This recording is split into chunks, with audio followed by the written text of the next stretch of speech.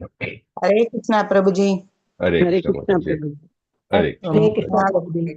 Hare Krishna. Hare Krishna. இது audio எல்லாம் கிளியரா இருக்குல்ல? இருக்குது प्रभु जी। ஓகே. ஹரே கிருஷ்ணா. ஹரே கிருஷ்ணா. சாரி கொஞ்சம் ஹரே கிருஷ்ணா மாதாஜி. தேங்க்யூ. ரோட் கொஞ்சம் இதாக இருக்கு, பரவாயில்ல. டிஃபிகல்ட்டி இருந்தால் சொல்லுங்க, சரியா கேட்கலன்னா ரிப்பீட் பண்றேன் நான். ஓகே. ஹரே கிருஷ்ணா. சொல்றேன் प्रभु जी। ஹரே கிருஷ்ணா. தேங்க்யூ. ஸோ இப்போ நம்ம எங்க இருக்கோம் எல்லாரும்? ஓகே, எல்லாரும் அவங்க வீட்டில் இருக்கோம், இல்லை டெம்பிள்ல இருக்கோம், எல்லாம் டிஃப்ரெண்ட் பிளேசஸ். ஆனா ஆக்சுவலி நம்ம செட்டிங் எங்க? பௌதிக உலகம் பிரபு. பௌதிக உலகம். பௌதிக உலகம் கலியுகத்துல இருக்கோம். கலியுகத்துல இருக்கோம். நம்ம என்ன கேட்கறதுக்கு இருக்கோம்? நம்ம ஸ்ரீமத் பாகவதம். ஸ்ரீமத் பாகவதம். எங்க நம்ம பாத்தீங்கன்னா இந்த பேக்ரவுண்ட்ல இருக்கிற படம் மாதிரி இப்போ நம்ம இந்த சவுனக ரிஷிகளோட இருக்கோம் இல்லையா? சவுனக ரிஷிகள் இந்த பாகவதத்தை பத்தி தெரிஞ்சுக்கிறதுக்கு அவங்க ஆவலோட இருக்காங்க இல்ல? ஸோ சூத்த கோசாமி கிட்ட இருந்து என்ன என்ன அவருக்கு மனசுக்குள்ள சில கேள்விகள் எழுந்தன. எதனால இந்த கேள்விகள் எழுதுன்னு சொல்ல முடியுமா யாராச்சும்? இந்த உலக நன்மைக்காக இந்த மக்களை ஆன்மீகத்துல கொண்டு வர்றதுக்காக. ஏன்னா கலியுகம் ஆரம்பிச்சாச்சு. ஸோ கலியுகத்தை ஆரம்பிச்ச உடனே என்னாச்சு? தர்மம் கொலையாக ஆரம்பித்து விட்டது. மக்கள் பௌதிகத்தில் ஈடுபட ஆரம்பிச்சாங்க. தவிர அவங்க அதனால என்ன ஆகுது? அமைதியற்ற வாழ்க்கை அவங்களுக்கு. அதே மாதிரி அவங்க இன்னொன்னு பார்த்தா, ஓகே இதெல்லாம் மாறணும், என்ன பண்ணலாம்? வேதங்களை பார்க்கலாம் அப்படின்னு சொன்னா வேத நூல்கள் நம்ம ஆன்மீக நிறைய இருக்குது. அது எதை ஃபாலோ பண்ணும்? ஒவ்வொன்றையும் ஒவ்வொரு ரிச்சுவல் சொல்லுது இல்லையா? ஒவ்வொரு ஆக்டிவிட்டிஸ் இது பண்ணும், அது பண்ணும், ஒவ்வொரு வேத நூலும் சொல்லுது. அப்படி இருக்கும்போது எதை ஃபாலோ பண்றதுன்னு தெரியாம திண்டாடிட்டு இருக்காங்க. இப்படி எல்லாம் இருக்கும்போது இந்த முனிவர்கள் மனதுல இந்த டவுட் வந்தது. ஸோ அதெல்லாம் தீர்க்கலாம் அப்படின்னு தான் அது மட்டும் இல்லாமல் இவங்க எல்லாம் எதுக்கு கூடியிருக்காங்க? ஆயிரம் முனிவர்கள் சேர்ந்து இந்த யாகம் பண்ண ஆரம்பிச்சு 1000 வருஷத்துக்கு நிறைய முனிவர்கள்லாம் சேர்ந்து இது பண்றதுக்கு அவங்க நைமிஷாரண்யத்துல கூடியிருக்காங்க. அவங்க கூடியிருக்கிறதுக்கு என்ன காரணம்? மக்களுக்கு நீங்க எல்லாம் சொன்ன மாதிரி நல்லது வரவேற்கிறது, இந்த டவுட்ஸ் எல்லாம் களைவதற்கு வேண்டிதான் அவங்க கூடியிருக்காங்க. இது நம்ம ஃபர்ஸ்ட் அந்த செட்டிங் ஞாபகம் வச்சுருந்தோம். நம்ம எல்லாம் அங்க இருக்கோம்னு வச்சுக்கோங்களேன். நம்ம எல்லாம் நேரா இந்த முனிவர்களோட அங்க உட்கார்ந்துட்டு இருக்கோம். நம்ம சூத்த கோசாமி என்ன சொல்றாரு அப்படின்ட்டு கேட்கலாம் அப்படின்னு நம்ம உட்கார்ந்துட்டு இருக்கோம். ஸோ நம்ம இந்த லாஸ்ட் 10 நாள்ல பாத்தீங்கன்னா இந்த 10 ஸ்லோகங்கள் பார்த்தோம். ஸோ அந்த 10 ஸ்லோகங்கள்ல இருந்து நமக்கு அந்த சாராம்சம் என்ன நமக்கு கிடைச்சிருக்கு? யாராச்சும் ஒரு ஜஸ்ட் ஒரு டூ வேர்ட்ஸ் ரெண்டு லைன்ல சொல்ல முடியுமா? இந்த 10 நாள்ல சொல்லுங்க. ஹரே கிருஷ்ணா. ஸ்லோகங்களின் சாரம் என்ன அப்படின்னா, அதாவது இந்த முனிவர்கள் எல்லாம் ஒரு சௌனிக இது ஆசிரமத்துல கூடி இருக்கிறாங்க. அப்ப அவங்களுக்கு சந்தேகங்கள் ஏற்படுது. இந்த கலியுகம் ஆரம்பிச்சிருச்சு, மக்கள் எல்லாம் இந்த பௌதீகத்துல ரொம்ப மூழ்கி இருக்கிறாங்க, அவங்கள நம்ம நல்வழிப்படுத்தணும், அதற்கு என்ன வழி அப்படின்ட்டு அவங்க சுகதேவ முனிவர்கிட்ட கேக்குறாங்க. அப்ப அவர் சொல்றாரு, ஒவ்வொரு இதுவா சொல்றப்ப மக்களை நம்ம ஆன்மீகத்துக்கு கொண்டு வரணும்னா நம்ம இந்த யாகங்கள் செய்து அவங்களுக்கு அந்த வேதங்களின் சாரத்தை எல்லாம் நம்ம எடுத்து சொல்லணும், அவங்கள அந்த ஆன்மீக வழிக்கு நம்ம கூட்டிட்டு வரணும் அப்படின்னு சொல்றாங்க பிரபுஜி. ஹரே கிருஷ்ணா. ஹரி போல். ஸோ மெயினா இவங்க மனசுல அந்த இதுக்கு எல்லாம் வேண்டி அவங்க மனசுல ஒரு கேள்வி, 6 கேள்விகள் மனசுல உதிக்குது. இந்த 6 கேள்விகள் நம்ம பார்ப்போம் நம்ம. ஓகே, நம்ம இந்த 9வது ஸ்லோகத்துல ஃபர்ஸ்ட் கேள்வி பார்த்தோம். 9வது ஸ்லோகத்துல என்ன கேள்வி கேட்டாங்க ஞாபகம் இருக்கா? 9வது ஸ்லோகத்துல சொல்லுங்க.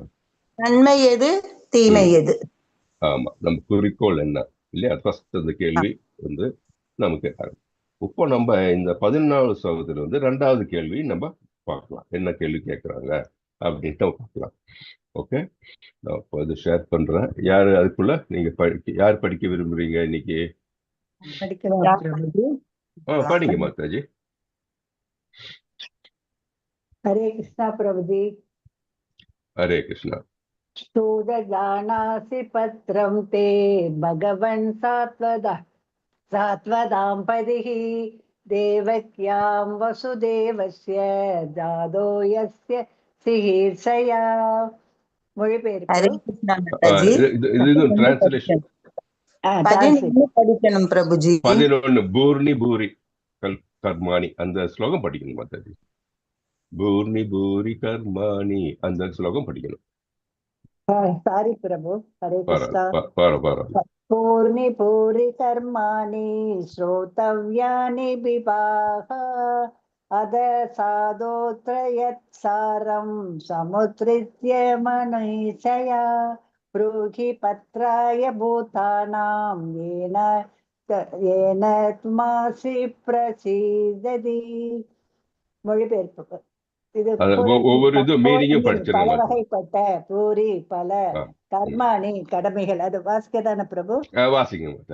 கர்மாணி கடமைகள், ஸ்ரோதவ்யானி கற்கப்பட வேண்டிய, விவாகசக விஷயங்களின் பிரிவுகளால், அத எனவே, சாதோ ஓ முனிவரே, அத்திர இங்கு, யத் எதுவாகிலும், சாரம் சாராம்சம், சமுத்ருத்ய தேர்வு செய்து, மனுஷயா உங்களுடைய அறிவுக்கு எட்டியவாறு, புரோஹி தயவு கூர்ந்து எங்களுக்கு கூறுவீராக, பத்ராய நன்மைக்காக, பூதானாம் ஜீவராசிகள், ஏன எதனால், ஆத்மா சுப்ரசீததி பூரண திருப்தி அடைகிறார். மொழிபெயர்ப்பு. பல வகையான சாஸ்திரங்களில் பல வகையான கடமைகள் விதிக்கப்பட்டு உள்ளன. அவற்றின் பல்வேறு பிரிவுகளையும் பல ஆண்டுகளுக்கு பிறகுதான் கற்றறிய முடியும். எனவே ஓ முனிவரே, தயவு செய்து இவ்வெல்லா சாஸ்திரங்களில் இருந்தும் சாராம்சத்தை தேர்ந்தெடுத்து அனைத்து ஜீவராசிகளின் நன்மைக்காகவும் தயவு கூர்ந்து அதை விளக்குங்கள். இத்தகைய உபதேசங்களால் அவர்களுடைய இதயங்கள் பூரணமாக திருப்தி அடையக்கூடும். Hare Krishna Prabhuji. Hare Krishna. Thank you Mataji. Thank you. So நம்ம இந்த மொழிபெயர்ப்புல இருந்து நம்ம என்ன பார்க்கிறோம்? நம்ம இந்த 2வது கேள்வியில அந்த கேள்வி இதுல இருந்து வெளிப்படுது. என்ன? பல வகையான சாஸ்திரங்களில் பல வகையான கடமைகள் விதிக்கப்பட்டுள்ளன. இல்ல, ஒவ்வொரு சாஸ்திரங்களிலும் நம்ம கடமை என்ன, ரிச்சுவல்ஸ் சொல்லுவாங்க இங்கிலீஷ்ல. ஓகே, நம்ம என்ன, எப்படி நம்ம வழிபட வேண்டும், நம்ம எப்படி நடந்து கொள்ள வேண்டும், எல்லாம் அதுல ப்ரொசஸ் எல்லாம் சொல்லியிருக்காங்க. அவற்றின் பல்வேறு பிரிவுகளையும் பல ஆண்டுகளுக்கு பிறகு கற்றறிய முடியும். பிகாஸ் இவ்வளவு நமக்கு நிறைய நம்ம சாஸ்திரங்கள் இருக்கு இல்லையா? இதெல்லாம் ஒருவர் ஒரு வாழ்நாள்ல கற்றுக்கணும்னா பாத்தீங்கன்னா ரொம்ப நிறைய டைம் எடுக்கும் இல்லையா? அதுதான் சொல்ல, பல்வேறு பிரிவுகளையும் பல ஆண்டுகளுக்கு பிறகுதான் கற்றறிய முடியும். எனவே ஓ முனிவரே, தயவு செய்து இவை எல்லா சாஸ்திரங்களிலிருந்தும் சாராம்சங்களை தேர்ந்தெடுத்து அனைத்து ஜீவராசிகள் நன்மைக்காகவும் தயவு கூர்ந்து அதை விளக்குங்கள். பிகாஸ் எல்லாராலையும் ஃபுல் டைம் நம்ம சாஸ்திரங்களை மட்டும் படிச்சுட்டே இருந்தோம்னா எப்ப நம்ம அதை செயல்முறையில கொண்டு வர்றது? ஸோ அதற்காக அந்த கேள்விக்கு ஓகே, இது எல்லா சாஸ்திரங்களிலிருந்து சாராம்சத்தை எடுத்து அனைத்து ஜீவராசிகள் நன்மைக்காக அது எப்படி என்ன நம்ம செய்ய வேண்டும் என்பதை தயவு கூர்ந்து அதை விளக்குங்கள் அப்படின்னு. இத்தகைய உபதேசங்களால் அவர்களுடைய இதயங்கள் பூர்ண திருப்தி அடையக்கூடும். ஏன் பூர்ண திருப்தி அடையும்? அவங்களுடைய இலக்கினை அவங்க அடையும் பொழுது. ஸோ நம்ம வாழ்க்கையின் இலக்கு என்ன? நம்ம வாழ்க்கையின் இலக்கு என்ன? நம்ம எதனால டிவோஷனல் சர்வீஸ் இருக்கணும்? வாழ்க்கையின் இலக்கு என்னன்னு நினைக்கிறீங்க? பகவானை அடையணும். திருப்பி போகணும். எதனால நம்ம பகவானிடம் போகணும், திருப்பி போகணும்? Back to God. கரெக்ட். நம்ம எதனால அங்க போகணும், பகவான் கிட்ட போகணும்? நம்ம அங்கிருந்துதான் வந்தோம், அதனால நம்ம அங்க போகணும். சரி, நம்ம அங்கிருந்து வந்தால் கூட நம்ம ஏன் அப்படி சொல்லணும்? ஓகே, நம்ம அந்த இடத்துக்கு போகலான் இருக்கு, ஆனா வேற இடத்துக்கும் போகலாம் இல்லையா?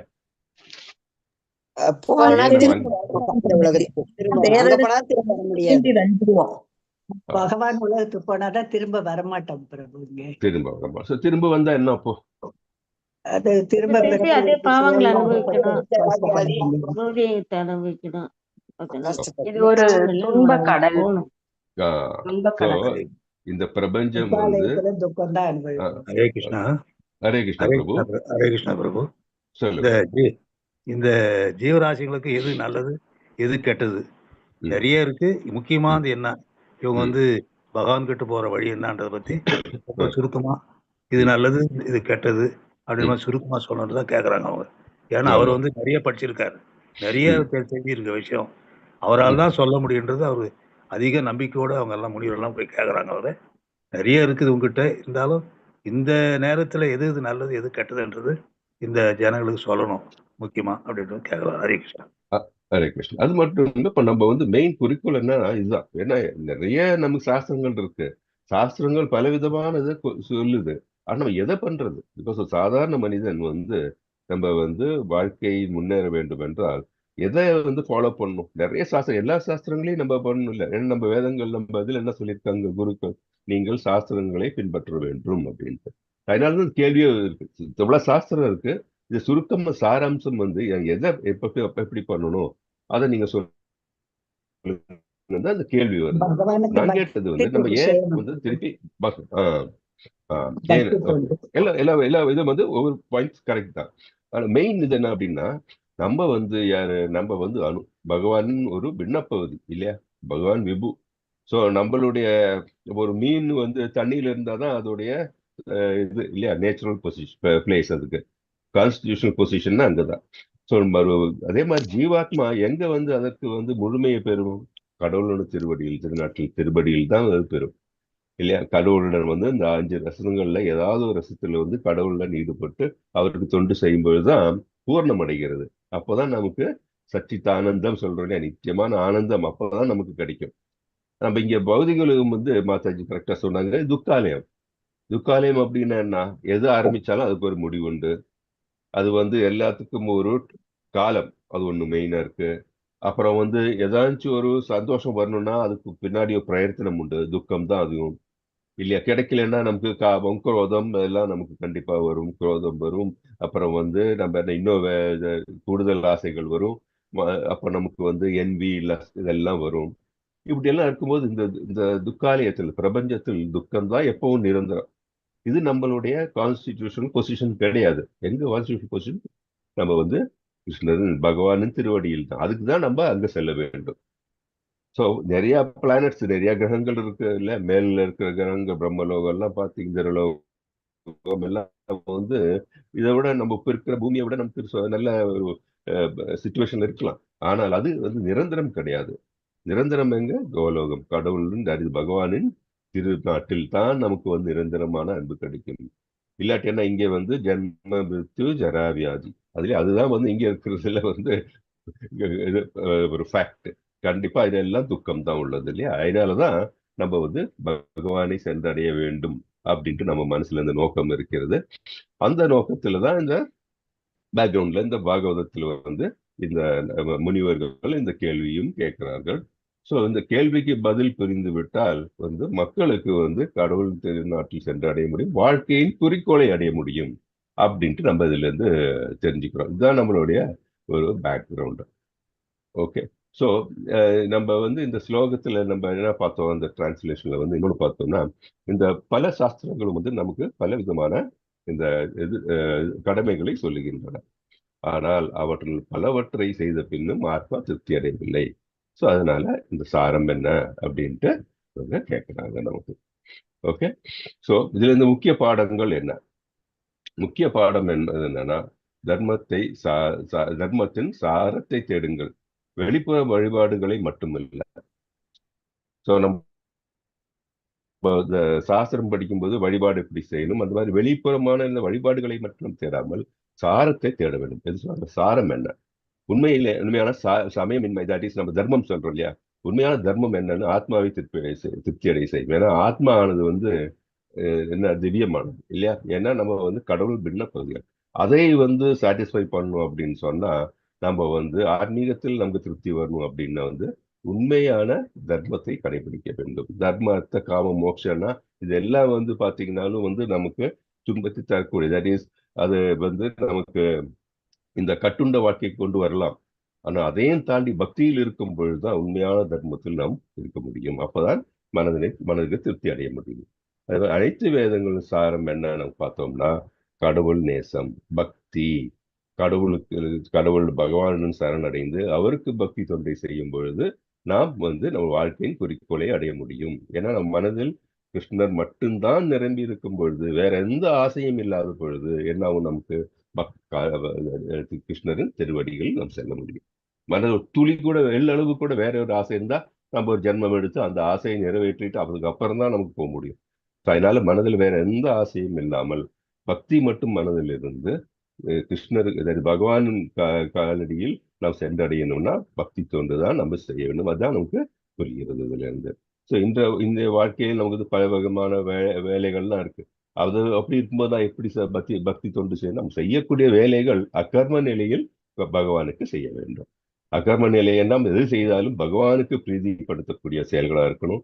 பகவானை மனதில் வைத்துக் கொண்டிருக்க செயல்களா இருக்கணும். பகவானுக்கு உகந்தது அல்லாத செயல்களை நாம் செய்யக்கூடாது. அந்த மாதிரி செய்யும் பொழுதே நாம் வந்து நாம் முன்னேற முடியும் அப்படின்னு. ஆனால் இதோடைய ஆக்சுவல் ரெஸ்பான்ஸ், இந்த ஆன்சர்ஸ் எல்லாம் நம்ம இன்னும் பார்க்க போறோம். மற்ற பின்வரும் ஸ்லோகங்கள்ல நம்ம அதெல்லாம் பார்க்க போறோம். அதெல்லாம் நம்ம இனி அடுத்த ஸ்லோகங்கள்ல இருந்து பார்க்கும்போது தெரியும். ஸோ நம்ம என்ன பண்ணணும்? நம்ம நவீன வாழ்க்கையில வந்து பல விதமான கர்மங்களை செய்யறோம். நம்ம செய்யறதெல்லாம் வந்து எப்படி இருக்கணும்? கடவுளை சார்ந்து இருக்கணுமே தவிர நம்ம வந்து கடவுளைக்கு புறம்பான செயல்கள் நம்ம செய்யக்கூடாது. பகவானுக்கு புறம்பான செயல்களை செய்யக்கூடாது. அது நம்ம மனசில் எடுத்து வச்சுக்கணும். அதே மாதிரி நம்ம எந்த சாஸ்திரம் படித்தாலும் அதோட சாரம் என்னன்னு பார்க்கணும். அந்த சாரம் என்ன அப்படின்னா, கடைசியில பாத்தீங்கன்னா பக்தி, கடவுளுடன் பக்தி அப்படின்ட்டு கடவுளை பகவானை அணுக வேண்டும் என்றால் பக்தியில் இருக்க வேண்டும் அப்படின்ட்டு நம்ம பார்ப்போம். ஓகே. ஸோ பல பாதைகளை தேடுவர்கள் வந்து குழம்பி போவார்கள் பல சாஸ்திரங்களை படித்து. ஆனால் ஆத்மாவை திருப்திப்படுத்தக்கூடிய சாரத்தை எடுத்துக்கொண்டால் கடவுளுடன் சென்றடையலாம். இதுதான் உண்மையான அமைதி. நமக்கு எங்க கிடைக்கும்? பக்தியில் மட்டும்தான், பக்தி தொண்டில் தான் நமக்கு கிடைக்கும். இதுதான் நமக்கு இந்த ஸ்லோகத்திலிருந்து நமக்கு புரியுது. ஓகே. சாரம் ஒன்றே, பக்தியினால் மட்டும்தான் ஆத்மாவை அடைய முடியும். ஓகே. இது நம்ம அந்த 3rd ஸ்லோகத்திலையும் பார்த்தோம். நிகம கல்பத்தரோர் கலிதம் சுமுகாத் அமிர்த திரவிய சம்யுதம் பிபித பாகவதம் ரசம் ஆலயம் முகூரஹோ ரசிக புவி பாவுகா. நம்ம வந்து என்ன அதோட அர்த்தம் 3rd சாப்டர் எடுக்கும்போது சொன்னேன் இல்லையா? பாகவத்தின் அமுதத்தை குடித்து ஆன்மீக மகிழ்ச்சி அடையவும். ஓம் தத் சத். ஸோ இன்னையோடைய இந்த 1.1.11 சாரம் இதுதான். இதோட அர்த்தம் நம்ம வந்து இன்னைக்கு ஸ்லோகத்தை பார்த்தோம், ஸ்லோகத்தின் அர்த்தத்தை பார்த்தோம், அதோடைய பேக்ரவுண்ட் என்னன்னு பார்த்தோம். ஸோ அதுல இருந்து நமக்கு என்ன படிப்பினைன்னு பார்த்தோம். நம்ம எப்படி நம்ம வாழ்க்கையில் இந்த ஸ்லோகத்தை நம்ம வந்து இம்ப்ளிமெண்ட் பண்ண முடியும் அதுவும் பார்த்தோம். ஸோ இறுதியில் என்ன, பாகவத் வழி நம்ம நடக்க வேண்டும் அப்படின்ட்டு நம்ம இந்த ஸ்லோகத்தினுடைய எக்ஸ்பிளனேஷனை இப்படியோட முடிச்சுக்கலாம். ஹரே கிருஷ்ணா. எனி டவுட்ஸ் இருந்தா ஒன்று சொல்லுங்க. ஹரே கிருஷ்ணா.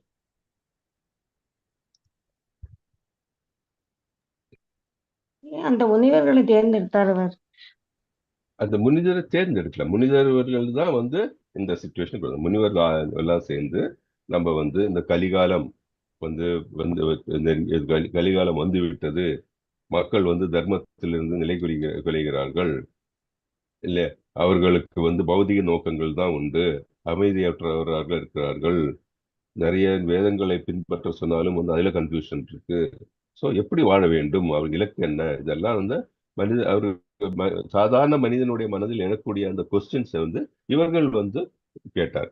ஸோ பாத்தீங்கன்னா யார்கிட்ட இருந்து சுத கோசாமி எங்கிருந்து கேட்டிருக்காரு? சுகதேவ கோசாமி கிட்ட இருந்தே கேட்டு வந்திருக்காரு. அதனாலதான் வந்து சௌனக மகரிஷி அவங்க தலைவர்கள் அந்த இவங்களுடைய நைமிஷார முனிவர்களுடைய தலைமை ஸ்தானத்துல அவர் இருந்தார். அவர் வழியாக சூத கோசாமியிடம் அந்த கேள்விகளை கேட்டு எல்லாம் தெரிந்து கொண்டார். அவர்களுக்கு தெரியாம இல்லை, நம்ம அதான் புரிஞ்சுக்கணும். அவர்கள்லாம் உன்னதமான ஆத்மாக்கள்.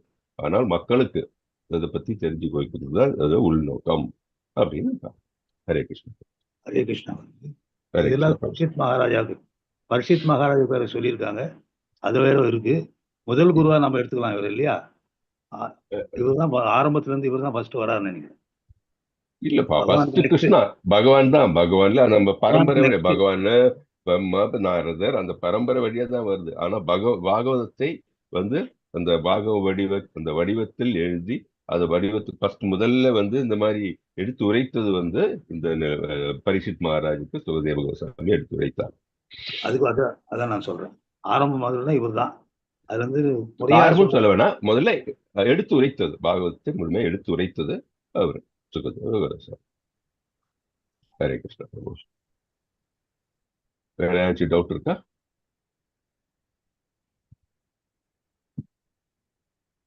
ஹரே கிருஷ்ணா. ஹரே கிருஷ்ணா. ஹரே கிருஷ்ணா பிரபுஜி. ஹரே கிருஷ்ணா. ஸோ எல்லாருக்கும் இந்த செஷன் புரிஞ்சது, இன்ட்ரெஸ்டிங்காக இருந்ததுன்னு நினைக்கிறேன்.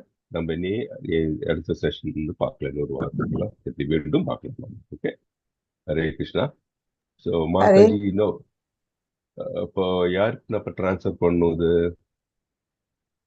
செஷன்? கிருஷ்ணா பிஜி. Okay okay Mataji.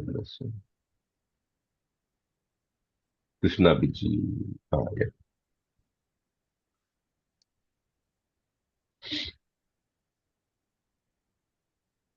ஹரே கிருஷ்ணா. நான் வந்து மாதாஜி போஸ்ட் பண்ணியிருக்கேன்.